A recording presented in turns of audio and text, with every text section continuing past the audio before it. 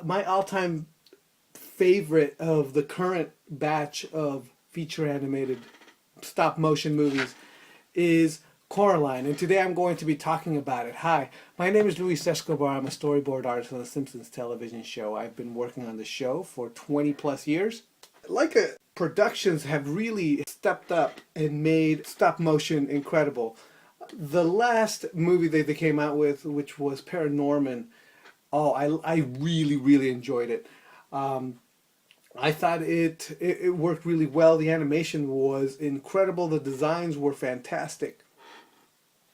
Uh, but I still don't think it was as good as Coraline. One of the reasons why, of course, is it was an adapted version of Neil Gaiman's Coraline short story. I think he wrote it for his daughter. I actually went to the theaters and I watched it in 3D.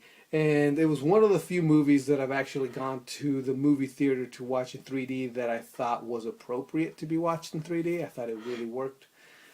Uh, the stop motion in here is, of course, quality stop motion. The designs of the characters are really quirky and very, very cool.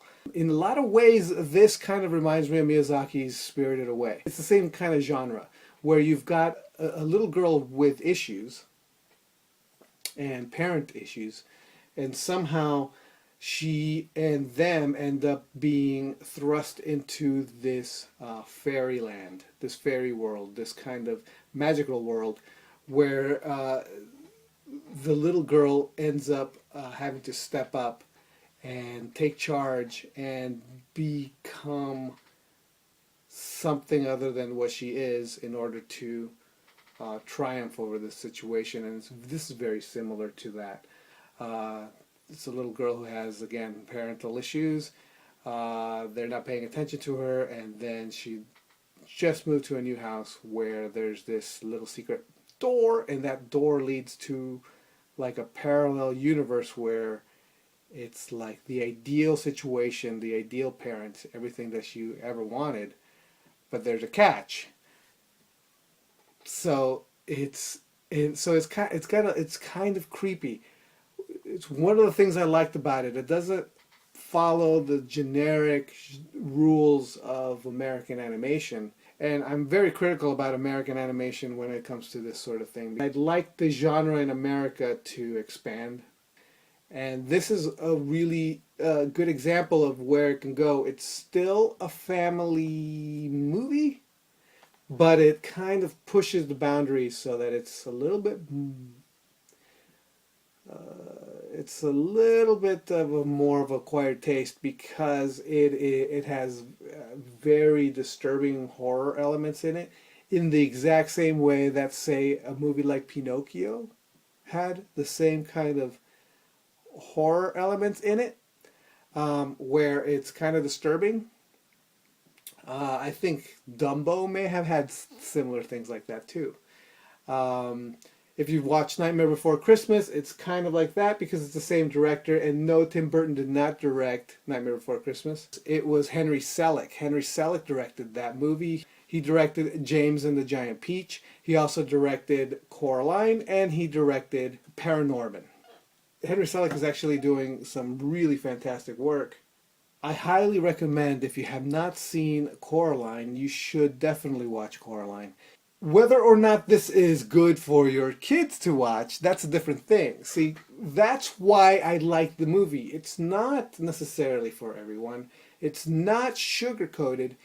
It pushes the boundaries a little bit so that it's a little creepy, but the story, and it's so, it works so well. That you just kind of, it's tough to not, I don't know what it is about this movie. I don't know what it is about this movie, but it's just great. I like everything about it. I watched it so many times. Um, Paranorman is on Netflix streaming.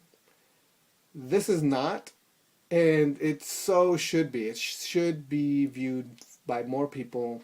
If you haven't seen it, highly recommended. Coraline, adapted from a story of Neil Gaiman, directed by Henry Selick. Great, great movie. If you've seen this movie, let me know. What do you think? If you haven't seen this movie, why haven't you? Did it not grab you? Did it not make you want to see it? I'd like to hear your opinion. This video is meant to be watched on my blog.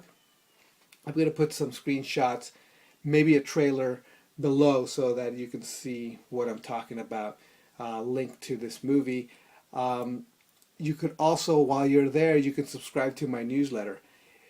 You will get a free digital download of my Art of book there if you do so. Absolutely free. All you have to do is sign up to the newsletter, where I tend to also send a newsletter every week. Mostly for the last few months I've been talking a lot about The Simpsons. So I'll see you next time. All right, bye.